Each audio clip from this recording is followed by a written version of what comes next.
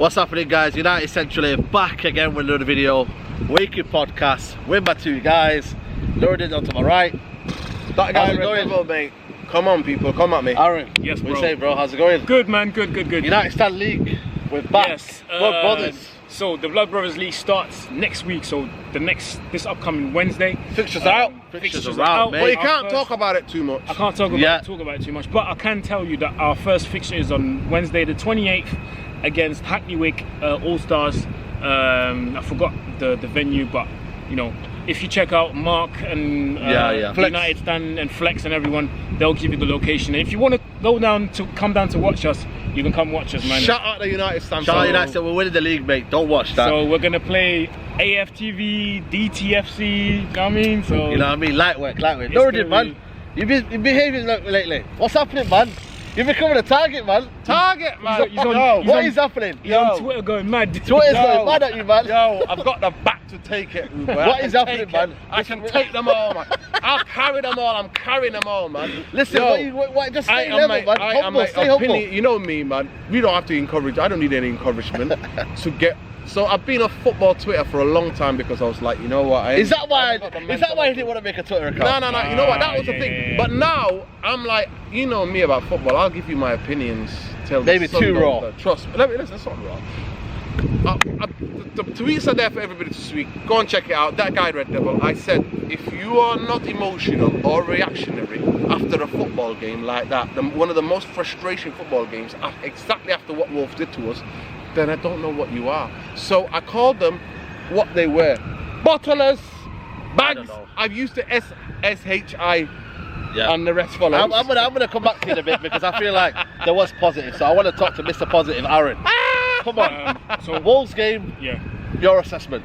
I think comparing it to the last two games we played last season against them, we improved. We improved in the way we played. We improved in the way we react to things. I think last season when we conceded the goals, we completely crumbled. That's what I mean. On Monday when we conceded, we didn't crumble as much as we did last season. We bottled it for 10 minutes after the boxer. But we tried to come back. That's what I appreciate about the team, because we tried to come back. We had a couple of chances. I'm thinking about the one where Lingard completely missed it. He could have volleyed it. That could have been a 2-1. Pogba missed the penalty. So we still created chances. Do you know what I mean? Yeah. So I think we can take that positive into the next game at home. Against Palace. And when we play Wolves at home, I think it will be a completely different game. Luridin, Mr. Negative. What is wrong with you? You've come after the game, yeah? We drew against Wolves. We've been battered there last season twice. You're here making excuses. I'm happy with my point. I'm happy. That's what I'm saying. So why are you not happy? I'm not happy. How is it, Bottlers? Tell me. We stuck to our game plan. Ollie stuck to the game plan. We were the ones that were creating chances. We were the ones that were on the front foot. I've got a new thing for you. Segment. Bottle watch. Why though? Let me explain. Who bottled it? Let me explain something to you. The game went alright. We huffed and puffed for that first half. To me, I'm here to analyse the game in full. I am not planking on the wagon hope and dreams and positives. Of course there's that aspect of it. All of it is part of it. I've just focused on the game and what I watched and what I've seen. I've seen Man United huff and puff. But is that what we got now though? Keep possession for 65% possession in the first half, or even higher. I've seen them huff and puff and create what? If their keeper was making saves, if we hit the post or the bar, I would be like, I will be coming on here, jumping up and down. But that didn't happen. We scored a fantastic goal for a piece of magical little play between the likes of my favourite player. Sure. He did well in the first half. He did well in the first half. He did, and you can tell there's been talking to him. You can tell. Yeah. You can tell he's watching. He might be watching this. He might know what's going on Twitter. You know what I mean? They're human beings. Yeah. So I understand him. So we just want you to come back to your before you got broken leg, man. Come back to that form. But that's what I'm analysing the game for. To me, how I see Man United dominate a football game, I think, how much do we work the keeper? Is their keeper... Did they work us up? Listen to me, no. Is their goalkeeper considerate for the man of the match? We already know this is a special case and a special game. The way they play against the top six is specifically a winning mentality. It's a winning, tried, tested. I told you last week's show that I scouted this team. Tight-knit. The coaching staff and the players I have never seen a tight knit like that. I've watched their training videos when they were on tour. Yeah. Right? The camaraderie, the belief, the blueprint. So I think your expectations are high. Listen, you know why? No, they weren't. You know why? They weren't. No, listen. Let me finish this. Let me finish this. And then I'll listen, come back to you. My expectations of Man United is Manchester United badge, regardless who's on the pitch, can beat Wolverhampton away. No, we can't. That's it. We can't, man. We are a work in progress. No, but I'm saying that in a way, yeah, where you're expecting Man United to win nowadays. We was there last season, we got battered. We made them look like Barcelona or Bayern Munich. They sat back in low block football. Do you not understand that? We had an attacking approach. They sat back. United are a work in progress. We've got Martial, work in progress.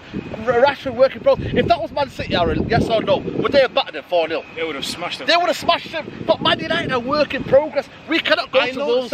More than anybody, I've been saying this for a long time on last season. I understand that, but this is Wolves who have embarrassed us, shamed us after they slapped us. Was he not being respectful then? They slapped us twice in a space of what, 10 days? Right? So for me, there's a different kind of grudge I have. This wasn't a normal game for me. This wasn't like a Monday night normal game. This was Wolves, our graveyard, right, from last season, the trauma, right? Here was a chance of us in this game, if Ollie and the team were a bit more braver, took more risks, we could have slapped this team. And that, to me, I have to say, won that super middleweight champion boxer game. I'll tell you that. Bloody hell, mate. Let me tell you something.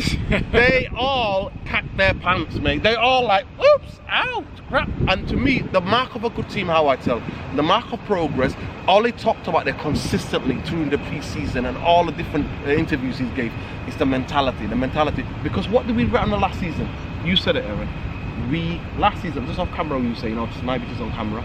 We're saying that last season, and when we played them against them twice, when the goals go against us, we completely, our asses literally fall out of our body. We panic. For 10-15 minutes, when that super middleweight champion boxer came on, we made him look like Ronaldo. But do you think, Aaron, though, the problem is, in that kind of moments, you need a person, other than Pogba, to step up there. We've got a person in Lingard, no disrespect, has no assists, no goal assists. December 2018. For me, is that the problem for you? We haven't got players, when Pogba's not doing this thing, we haven't got players to stand up and say, you know what, I'm going to get the green by scupper next. That Bruno Fernandes kind of type player. We haven't got it. And Lingard, is he a problem for you? And this goes back to what we were all saying at the start of the season during the transfer period. We need a central midfielder. We haven't gone in the transfer window and gotten one. Now we're stuck with a problem that if Pogba's not on it, we have to rely on McTominay, Pereira, and possibly Garner. This is my United Football Club. Do you know what I mean? Like, we're relying. Say again. we're relying on Pogba to do everything. This is why I don't get on Pogba's back as much as everyone else, because everyone expects Pogba to have a 93% pass completion, 6 tackles, 2 assists, 2 goals. But you want him to do everything on the pitch when McTominay's there, when Pereira's there. But we can't rely on other midfielders because Matic is not good enough. Matic is definitely not good enough. And who else do we have in midfield apart from him? Like again, Garner, I love the guy, but he's still young. He's still even Gomez is added pressure for him. Yes, he can do it on a certain basis, but if you're telling him he's your go-to guy, is the midfield limited now? Could that hinder us from winning? This is why I said at the start of the season that Arsenal have got Chalobah. They've got Chalobah on loan. Why did we not get the person on loan? I'm saying to you. This is why I'm saying that Ollie is. At the start of the season, I said Ollie's taking a huge gamble by making the squad a lot more younger.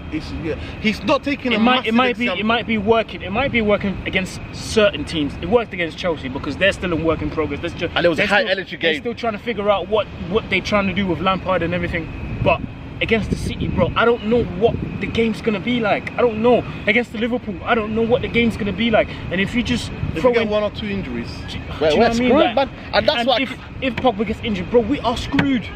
Everyone knows. So that's what I'm saying. To me, it's almost Ollie is gone one way, 100% getting the young team. I think it's fair enough. I'm sorry not to cut you off. This is why I said as well.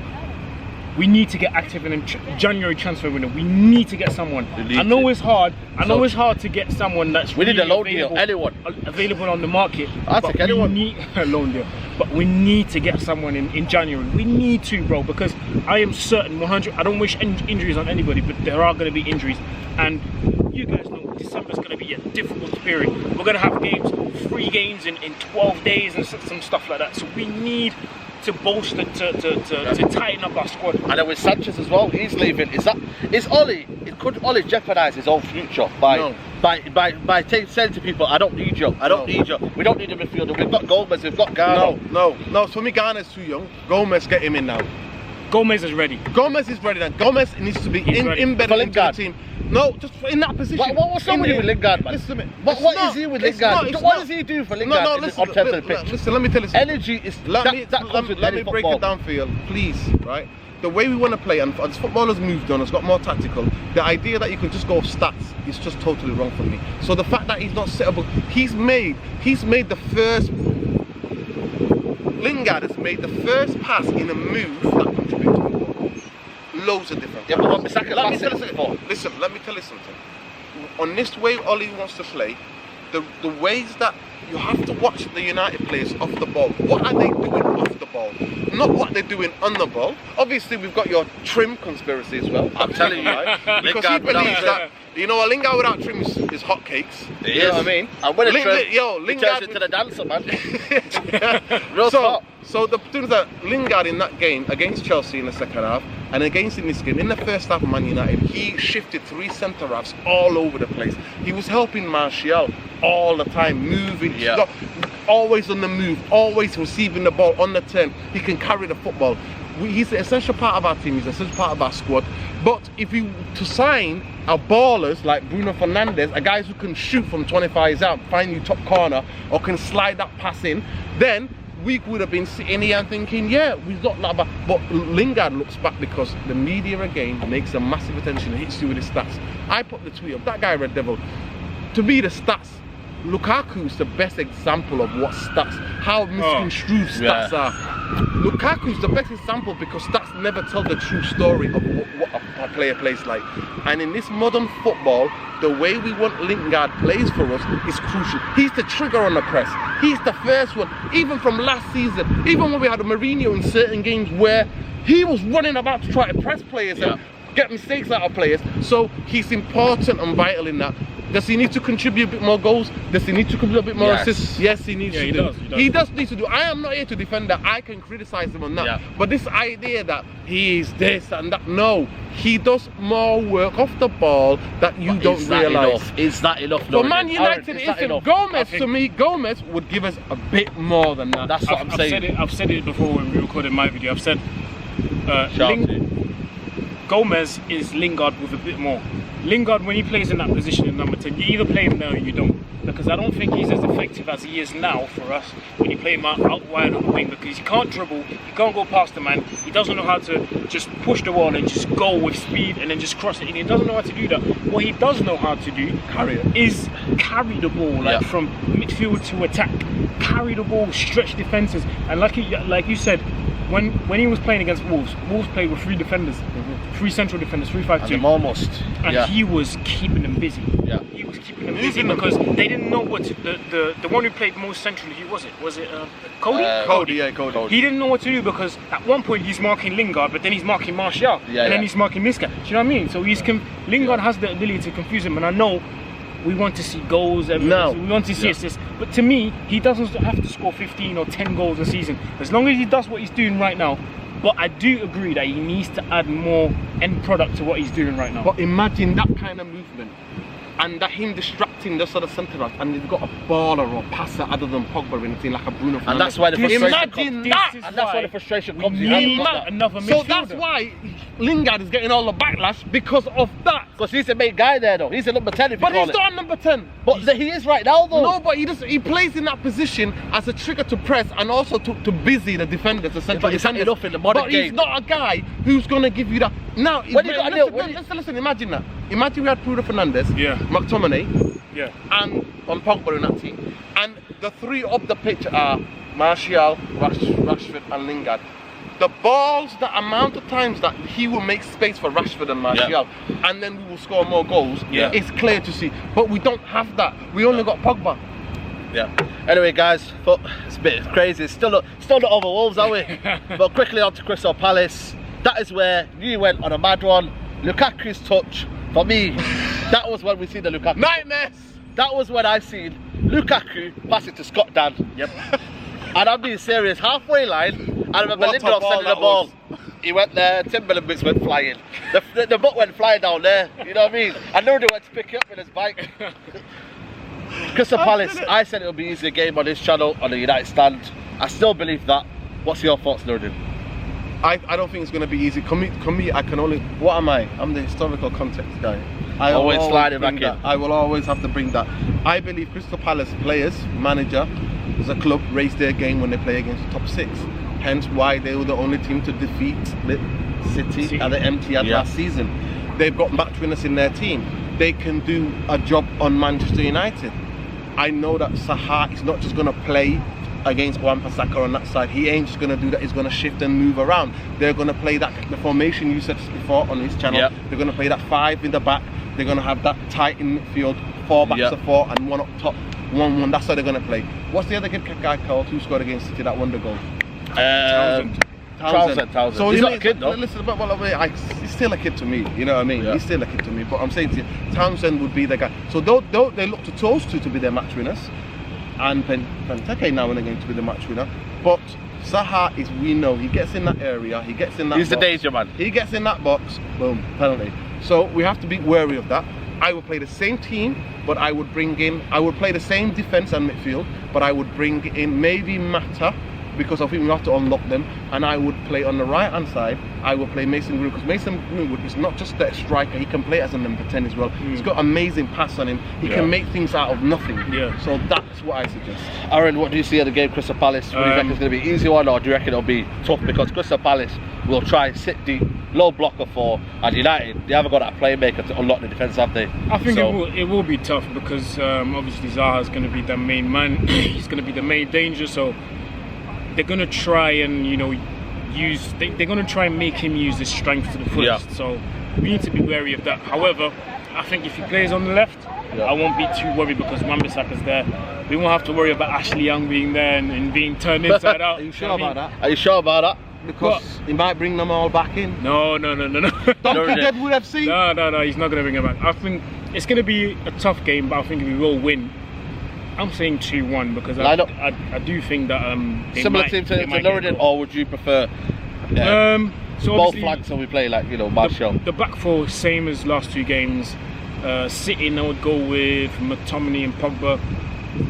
I'm gonna have to go probably the same lineup, but instead of James, I'll put Pereira in there. But Greenwood. I would give Greenwood a start. I think he deserves it.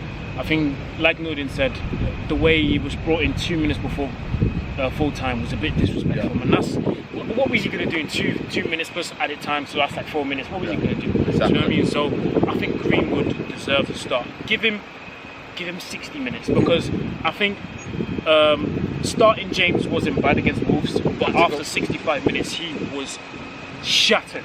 Like, because he was tired, because he was doing a lot of the recovery runs to recover exactly the ball. instead of attacking. Do you know what I mean? So I'm saying start Greenwood, take him off after 60 minutes, and then you bring on Daniel James with his pace, with his, you know, he's lightning quick and stuff like that.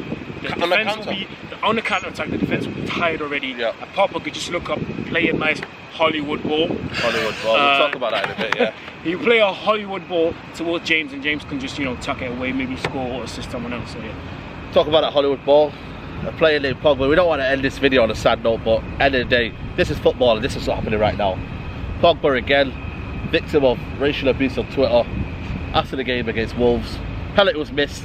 Yes, penalty can be missed, but that does not condemn you to put racism there on Twitter. This is a worldwide problem, but for football, Twitter needs to do a job. Premier League needs to do a job. Football Association needs to do a job. But for me, Nordin, what is happening now? Because these Twitter trolls keep happening time and time again. When it's going rosy, Pogba's the best. But when it's going bad, it is becoming a problem. Worldwide, you know, Gary Neville coming on, making it an agenda. putting that you know, Gary Neville probably missed a penalty straight away. That'll be the headline. What for you has to change for these kind of issues to stop happening in football, or do you reckon it'll be a forever ending subject? In our lifetimes, maybe something incredible will happen in the world, and I'm hopeful of that. I'm hopeful for the impossible to become the possible. So I'm hopeful there'll be a time where racism is not an issue. But I'm afraid these Sky Sports, Twitter, Facebook, all the social media companies don't give a damn. They don't give a damn about racism, man. If they really gave a damn about racism, their newsrooms, their reporters will reflect the big cities, what's happening in the big cities, the populations that are in the big cities. Brown and black people will be getting opportunities. They don't. In most of these media companies, you see black and brown people cleaning toilets, man. Let's be honest. So that's a societal thing. The thing about this, now what's even become a problem now, you've got the likes of Donkey Jim White going around for a publicity stunt, going to the Twitter headquarters in London when he knows the chairman, the CEO of Twitter is not there, is in San Francisco knocking on doors to try to create a sensationalist, right? Being a sensationalist. That's what's happening. These people are not, they don't suffer racism. Jim White don't give a damn about who gets racially abused. He don't give a damn. He don't give a damn. These people don't give a damn. The thing about what I understand about, I was really harsh on Gary Neville. Obviously, I met Gary Neville a couple of times. You see him now in the game when you go to the game. Of course, we were outside his hotel. That happens, right? So I understand that he can't shout out. He can't talk about the free kick. Rashford, he can't talk about. Who's he going to talk about? Because that Monday Night Football has to be the creative content for the rest of the week of what the news is in football before the next games take place. And the agenda was to start it. Why Paul Pogba? Because Paul Pogba is a global superstar in terms of social media as well. He's a global superstar. So I'm saying Paul Pogba is going to be all right. To me, I worry about people who are just ordinary people, football fans from all over the world who happen to be black or Asian or whatever different minority, who get abused because they post an opinion. And you happen to obviously shout out to the United Stand family, shout out to Flex brother, solidarity always. It happened to him, and I seen it there on his Twitter. I was like, wow. So this is what we have to understand. This has a link to the global, what's happening globally, what's happening in Europe at this moment in time, in terms of the Brexit situation, in terms of what's happening in this far right politics, right wing politics, fascism being, you know, a thing now for people to jump on the bandwagon to. This week, a journalist was beaten up, who happened to be gay, was beaten up on his birthday outside a pub, and the news were minimalising it. So we have to face facts. Racism, bigotry, xenophobia, Islamophobia, all a part of the problem. All part of a wider social issues. That's what they are. You just touched that. Just quickly, so this whole Pogba situation, if people are starting to have the balls to start and speak out and racially abuse Paul Pogba, I think it's partially the fault of the media as well. The major media outlets like Sky. The funny thing is, you never see it happening on BT. Like, it's always Sky. Like Sky, yeah. Do you know what I mean? It might be, but I might be wrong. But anyway, so Sky are the major people, you know, initiating these problems, like allowing people to start chatting shit about Pogba. The thing is, they talk about, you know, him doing the Hollywood passes and stuff like that. That's just to me. Mention his name. At some point, Alan McKinney or something like that. At this point, to me, that's just jealousy, because there's nobody in that squad that can do what he does. This guy, there was always talks about Pogba's being disruptive. He's a toxic guy. When everybody at the club is repeatedly saying that he's a nice guy, he's the most adorable person. Even the cafeteria lady says that. They love him when he comes in. They give him a hug. When you watch videos, I watch different things about different football. I'm not like you right now. I think, you know, he's a content creator. Everyone coming is content creating for the whole week, like you said. But people on Sky, like Gary Neville or that other guy, Adam McKinney or whatever his name is, saying he plays Hollywood passes instead of playing 10-15 yard passes. That's bullshit. Have you seen the video that disproves everything that he says? And to me, that's just jealousy. It's jealousy because nobody in that squad can do what he does. Exactly. But that's another story. That's to me, embarrassing for him. For him as well. Do you know what I mean? Analyst. Well, and he gets paid to do that, to say those kind of things. But anyway, still living. Everyone everyone was coming out and saying, oh, he's a selfish guy, he wants to up his stats, he's a toxic guy, toxic for the dressing room. When everyone at the club is saying the contrary. Ollie's come out and said he's an adorable guy. Matta's come out and said he's an adorable guy. Everyone at the club, even the lady at the cafeteria at Carrington says that he's a lovely guy. I'm not like these British fans that only watches Match of the Day on Saturday. I watch different things on YouTube, on different channels, whether it's in French, whether it's in Dutch, whatever language it is. Even if I don't understand it, I'll watch it. I watch the videos, of when the French national team comes together. You know, you see it with England sometimes when they come in, they say hi to each other. Pogba is adored by his teammates. He is adored by Didier Deschamps. He is adored by the staff. He is adored by the French media. The French media love him because they know how talented this guy is. My man's got a whole song named after him. We've played it before. We've been playing it just off there, not just after him, but like the whole French team. They've got songs named after them. Like, how can you hate this guy? Everything proves that the English media has the English media has 100% an agenda against this guy. Why? Because he's black. You have to say things how they are, because he's black, he's successful, and he's doing well. It's a Sterling thing again. It's a Sterling thing again. And Sterling, they're not on Sterling's back anymore because he's shutting everyone up right now. He is flying in the Premier League. And shout out to him, man. Love the guy. He plays for the Royals, fair enough, but he's a United fan. I love the guy. He's a United fan. He came out and said, love Sterling because he's shutting everyone up right now, proving everybody wrong. And I can't wait for Pogba to do the same. And people wonder why he wants to leave. So you racially abuse him, you get on his back whenever he makes a mistake, and you blame him for wanting to leave because of these two previous things I've just mentioned. Come on, man. Classic example. Graham Souness on his latest thing about signing Maguire. Oh, it's not my for me to say that's a lot of money. And Pogba, I can't believe why they bought him. Why are they spending all that money? Have they lost their mind? He's another one stealing a living as well. Guys, football and racism needs to be stopped. You know what I mean? The football's everyone's game. Whether you're white, whether you're black, whether you're Asian. We need you to help us.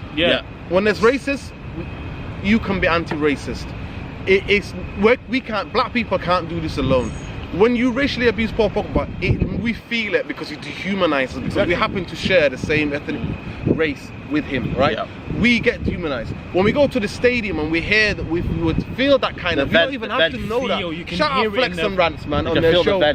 You know, Flex and Rant put it perfectly. If this racism thing continues, we are Mancunians. You're born here. I came in as a kid. You know what I mean? We're from this area. We go anywhere. There's no place for us where we can't go. But really, football stadiums and mad football fans who are racist or that intent, that's not a safe place for us to be. That can go onto that. So it's a wider issue, but we're gonna have to solve it together. We're not just gonna be thinking us saying. And that's a message to the Premier League, the FA. You know, football and racism. You know what I mean? It's everyone's game, and you know what I mean? Say no to racism. Any form of bigotry, homophobia. That's it. Guys, Twitter socials. That guy Red Devil, man, come on at me, people. You know what? I'm here to educate, man. I'm always here to educate. Don't get too big. Always here. I ain't no big for boots, man. Aaron, I've got a socials. Mr. Aaron UTD everywhere. Find me on there. Follow me. Subscribe. I hope you enjoy the podcast, guys. If you disagree with, or you agree with anything, let me know in the comments below. It's all about opinion, and it's all about opinion that we can relate to, we can talk about. It's all about debates. It's no, you're wrong, you're right. It's all about opinion, guys. So make sure you like the thingy. But like the video, subscribe to United Central, ever-growing channel. Subscribe to my man, follow my man, and yeah, we'll see you for the Crystal Palace game. Take care, bye-bye. Peace.